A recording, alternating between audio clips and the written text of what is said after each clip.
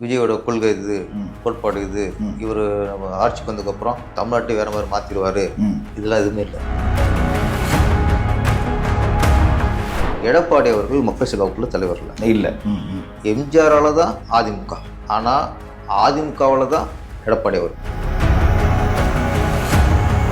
பர்சனலா விஜய்க்கும் திமுகக்கும் எதுவும் பகை இருக்கு? ரெட்ஜன் தயாரிச்சாங்க சார், குருவின்னு ஒரு படம். அதுக்கப்புறம் ரெட்ஜன் நடிச்சிருக்காரு சார். நடிக்கல. அந்த படத்துல எதுவும் முரண்? அந்த முரண் தானா இருக்கலாம். சட்டசபைக்குள்ள கேள்வி கேட்கிற கால் வந்து சார், அப்போ ஒரு சீமான உள்ள போகணும். தாவைக்காவை பொறுத்தவரைக்கும் எத்தனை பேர் சட்டசபைக்கு போவாங்கன்னு நினைக்கிறீங்க? ஒன்றும் அப்புறம் விஜய் ரசிகர்களும் கோச்சிடுவாங்க.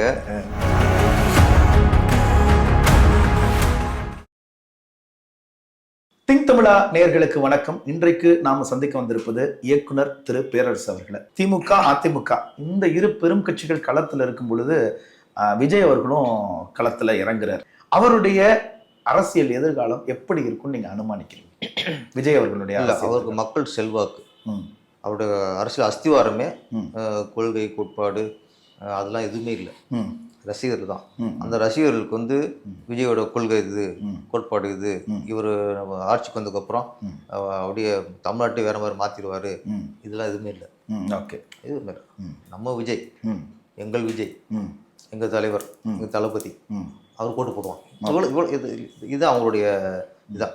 இதுவே இந்த ஓட்டு வங்கியே 6-7% இருக்கும். இந்த அவருடைய முதல் அஸ்திவாரம். இந்த பொதுமக்கள் இருக்காங்கல்ல, இவங்க தான் தீர்மானிக்கிறது. திமுக ஆட்சிக்கு வரக்கூடாது, அதுக்கு என்ன முயற்சி? அதிமுக கூட்டணி வச்சிருந்து நீங்க துணை முதல்வரோ ஏதோ பேசி சமஸ்டம் பண்ணி தான் ஈஸியாக காலி பண்ணலாம். அண்ணாமலை அவர்கள் பாஜகவினுடைய தமிழகத்தினுடைய முன்னாள் தலைவர். இப்போ அவருக்கும் அதிமுகவினுடைய தலைவர் எடப்பாடி அவர்களுக்கும் ஒரு சின்ன முரண் இருக்கும் பொழுது இந்த கூட்டணி எப்படி வெற்றியை நோக்கி பயணிக்கும்? அதுல நிறைய சிக்கல் இருக்குமே. இதை சார்ட் அவுட் பண்றதுக்கு மத்தியில இருந்து யாருமே முயற்சி பண்ணலையா? எம்ஜிஆர்ங்கிறது ஒரு மக்கள் செல்வாக்குள்ள தலைவர். அதுக்கப்புறம் ஜெயலலிதா அவங்க மக்கள் செல்வாக்குள்ள தலைவர். எடப்பாடி அவர்கள் மக்கள் செல்வாக்குள்ள தலைவர் இல்லை. எம்ஜிஆரால தான் அதிமுக, ஆனா அதிமுகவில் தான் எடப்பாடி அவர்கள். அவங்க அந்த தலைவருக்கும் இவருக்கும் ரொம்ப வித்தியாசம் இருக்கு. இவர் கட்சியினால தான் இவர் தலைவர் அன்னைக்கு திறந்துக்கிருக்காரு. மக்கள் செல்வாக்குலாம் ஒன்றும் இல்லை. மக்கள் செல்வாக்குள்ள தலைவர் உருவானவர் அண்ணாமலை அவர்கள். அதனால் அண்ணாமலை அவரை எடப்பாடிக்கு மட்டும் இல்லை, எல்லாருக்கும் பயம் இருக்கு. ஸ்டாலினுக்கும் பயம் இருக்கு. இன்னைக்கு வந்து அண்ணாமலை தலைவர் பதவியில் இல்லை, நீ தொழில் எங்கேயும் நிற்கலைன்னா எடப்பாடியோட சந்தோஷப்படுவது யார் தெரியுமா? ஸ்டாலின் அவர்கள் தான். ஓகே, சில நேரங்களில் எடப்பாடி அவர்களோட அண்ணாமலை தகுதியானவர் ஒரு அப்படிங்கிற மாதிரியான ஒரு இருக்கு. சரி, ஓகே. அப்ப 2 ஈக்குவல் தலைமை வரும்போது கூட்டணிக்குள்ள இவங்க தன்னை காப்பாத்திக்கிறதுக்கும் தன்னுடைய இமேஜை காப்பாத்திக்கிறதுக்கும், நாளைக்கு அண்ணாமலை திருப்பி விசுறு எடுத்துருவாரோ, அண்ணாமலை நம்மளுக்கு ஒரு பாதிப்பு வருமோ, இதெல்லாம் யோசிச்சு தான் அவங்களுடைய கூட்டணிக்கு முன்னாடியே அங்க தலைவர் பதவியிலிருந்து இருக்கலாம், மாற்ற வைக்கணும். அதுதான் பரவலா பேசப்பட்டுக்கிட்டு இருக்கு. நம்ம மறுத்தாலும் மக்கள் நம்ப மாட்டாங்க. ஓகே, பர்சனலா விஜய்க்கும் திமுகக்கும் எதுவும் பகை இருக்கா சார்? இருக்கலாம்ல. என்ன மாதிரியான பகை இருக்கலாம்? உதயநிதிக்கும் விஜய்க்கும் ஏதாவது முரண் இருக்கலாமா? இருக்கலாம். அந்த தயாரிச்சிருக்காரு, அவர் நடிச்சிருக்காரு. ஓகே, அங்கெல்லாம் அந்த ரெட்ஜன் தயாரிச்சாங்க சார், குருவின்னு ஒரு படம். அதுக்கப்புறம் ரெட்ஜன் நடிச்சிருக்காரு சார். நடிக்கல. அந்த படத்துல எதுவும் முரண்? அந்த முரண் தானா இருக்கலாம். அந்த பகை தான் இப்ப ஒரு கட்சி ஆரம்பிச்சு, தாவேக்கான்னு ஒரு கட்சி ஆரம்பிச்சு களத்துல விஜய் நிக்கிறதுக்கு காரணமே பெரிய தலைவர் எம்ஜிஆர்ல இருந்து பெரிய தலைவர்லாம் உருவானது காரணமே சின்ன விஷயங்கள் தான் சார். ஓகே, கலைஞர் வந்து எப்படி எம்ஜிஆர் ஒரு சீண்டிட்டாரு. ஓகே, அங்கே எம்ஜிஆர் வந்து கொள்கையை பார்த்தாரு, நீ சீண்டிட்ட, உன்னை விட மாட்டேன், தனியாக வந்தாரு. கடைசி வரைக்கும் அவரு முடியல. சார் வரைக்கும் எம்ஜிஆர் தான் செய்யும். ஆமா, அந்த நாக்கடை தொட்டு பார்க்க முடியல கலைஞர். அதனால சின்ன ஒரு மனசு, ஒரு தனி மனித பகைதான் ஒரு கட்சியா பிரளயம் எடுத்து நிற்கிறது. எப்பவுமே வரும் இது. அப்ப விஜய் அவர்கள் திமுகவை எதிர்க்கிறது மக்களுக்காக இல்ல, தன்னுடைய தனிப்பட்ட பகைக்காக நினைக்கலாம்ல. சில எல்லா தலைவரும் உருவான காரணம் உள்ள ஒரு சின்ன ஸ்பார்க் தான். அதே மனித பகைதான் பெரிய, அது எல்லாமே அதே மாதிரி விஜய் சாருக்கு இருந்திருக்கலாம். மனரீதியா சீண்டிருக்கலாம், இன்னும் வச்சு பாக்குறேன்னு இருக்கலாம். நான் இதுல யூகத்துலதான்.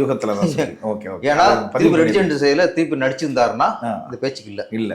ஓகே, அது அதுக்கு நடிக்கவே இல்லை. குருவி படத்துல ஏற்பட்ட ஒரு முரண் கூட காரணமா இருக்கலாம் தாவேக்காவுடைய தொடக்கத்துக்கு. நாம் தமிழர் கட்சி சீமானனுடைய அரசியல் பயணத்தை நீங்க எப்படி பாக்குறீங்க? அவரை பற்றி ஒரு மதிப்பீடு செய்யணும்னா உங்களுடைய கருத்து என்னவா சார்? என்ன பொறுத்தவரை சார், நான் தமிழர் கட்சி சார்பா ஒரு 2 பேர் 3 பேராவது உள்ள போகணும் சார். சட்டத்தில் போகணும் சார். ஓகே. ஏன்னா ஏடிபிக்கு ஒரு பிஜேபி சப்போர்ட் வரட்டும், சரி ஓகே. இருந்தாலும் சட்டசபைக்குள்ள கேள்வி கேட்கிற கால் வேணும் சார். அப்போ ஒரு சீமான் உள்ள போகணும். சீமான் சார்ந்த யாராவது கூட ஒரு 2 பேராவது உள்ள போகணும், இல்லை சீமான் அண்ணனாவது உள்ள போகணும். அப்பதான் நீ யாராட்டாலும் சரி அவருக்கு ஒரு கேட்கிற கேள்விக்கு கால் வேணும் சார். நான் வந்து ஒரு குடிமனா பேசிக்கிறேன் இங்கே கட்சி அரசியல். ஓகே. அவர் சட்டசபையில் பேசுகிற கால் சார். கண்டிப்பா. சும்மா இங்கே ஒருத்தன் பேசிட்டா டப்ப டப்ப டப்ப டப்ப டப்பா, அங்கே பேசுகிற டப்ப டப்ப டப்ப சேர்ந்த டேபிள் தட்டுறா போய் எண்ணிக்கலாம். இது நான் பொதுவாக பேசுகிறேன். ஓகே. சட்டசபை இருக்கும் பார்லிமெண்ட் வரும் சார். உங்களை யார் சார் உள்ள அனுப்புறது? மக்கள் ஓட்டு போட்டு உள்ள அனுப்புறாங்க. நீங்க உள்ள போறிய ஒன்னொரு இருக்க மாட்டேங்க, ஏதாவதுன்னா வெளிநடப்பு சும்மா வெளிநடப்பு வெளியே வந்துருந்தீங்கன்னா வெளியே வர அவங்க ஓட்டு போட்டாங்க. அதனால சொல்றேன், இந்த மாதிரி இதுல சீமான மாதிரி உள்ள போனாங்கன்னா, அண்ணாமலை மாதிரி உள்ள போனாங்கன்னா வெளிநடப்பு வராது, இருந்து போராடுவாங்க. அந்த சக்தி அவங்களுக்கு இருக்கு. அதனால சீமான அண்ணனை பொறுத்த வரைக்கும் எனக்கு அவங்க சைடில் ஒரு 2-3 பேராவது சட்டசபையில் போகணுங்கிறது என்னுடைய விருப்பம், தனிப்பட்ட விருப்பம். பிஜேபி பாஜகவுடைய பிரமுகராக இல்லாம ஒரு சக மனிதராக சாதாரண குடிமகனா நீங்க அதை விருப்பப்படுறீங்க. சீமான் அவர்கள் சட்டசபைக்கு போகணும். ஓகே. ஓவரால் எத்தனை எம்எல்ஏக்கள் வெற்றி பெறுவதற்கான வாய்ப்பு சார் தாவேக்காவை பொறுத்த வரைக்கும்? எத்தனை பேர் சட்டசபைக்கு போவாங்கன்னு நினைக்கிறீங்க? சொன்னா அப்புறம் விஜய் ரசிகர்களும் கோச்சிடுவாங்க. அந்த கண்டிப்புக்கு வர முடியல ஃபர்ஸ்ட். சரி. ஏன்னா சிஎம் ஆனாலும் ஆயிடலாம். ஓகே. இல்லை தேர்தலுக்கு பிறகு அதிமுக கூட்டணியும் விஜய் அவங்க சேர்ந்து கூட கூட்டணி அமைக்கிறது. அதிமுக பிஜேபி விஜய். ஆமா. பிஜேபிக்கு எதிராக பயங்கரமா களமாடுறாரு. இல்லை உங்களுக்கு நான் ஒரு கேள்விதான் சார் விஜய் சார்கிட்ட, ஒரே ஒரு கேள்வி தான். உங்களுக்கு முழு எதிரி திமுகவா பிஜேபியா? நீங்க யாரை இங்க சாய்க்கணும்னு நினைக்கிறீங்க? தமிழ்நாட்டில் வந்து பிஜேபி சாய்க்கிறதுக்கு ஒன்றும் இல்லை. சரி சார், ஒரு சின்ன கேள்விதான் சார். ஒரு அரசியல் தலைவனுக்கு கொள்கை முக்கியமா இல்லை அரசியல் முக்கியம்? அரசியல் தான் முக்கியம். கொள்கை வேணான்றீங்களா? கொள்கை 2ஆம் பட்சம் தான். சரி. ஏன்னா கொள்கை எதிரியா இருக்கிற பிஜேபி 2ஆம் பட்சம் தான். என்னோட கொள்கைக்காகலாம் வந்து மக்கள் ஓட்டு போட மாட்டாங்க. ஓகே. மக்கள் ஓட்டு போறோம் எவனுமே, ஏடிஎம்கே இருக்கட்டும், டிஎம்கே இருக்கட்டும், விஜய் சார் இருக்கட்டும், விஜய்க்கா இருக்கட்டும், யாரும் கொள்கைக்காக ஓட்டு போறதில்ல சார். சரி. நீங்க இப்போ ஓட்டு போறதுல 70% அவன் சார்ந்த கட்சிக்கு போறான். அவ்வளோ. விஜய்க்கும் அதே சொல்லிட்டே இருக்கேன், அவருக்கு கொள்கைலாம் தேவையில்லை, விஜய்ங்கிற ஒரு முகம்தான். சரி. அதனால இங்க அரசியல் தான் முக்கியம். ஓகே. அப்ப உங்களுக்கு தேர்தலுக்கு அப்புறம் அதிமுக பிஜேபி தாவேக்கா கூட்டணி சாத்தியப்படுறதுக்கான வாய்ப்புகள் இருக்கு. இப்போ இந்த தேர்தல் கிழமை எப்படி இருந்தாலும் பெரம்பூர் தொகுதியில விஜய் அவர்களுடைய வெற்றி சாத்தியம் நினைக்கிறீங்களா, இல்ல என்னவாகும் நினைக்கிறீங்க?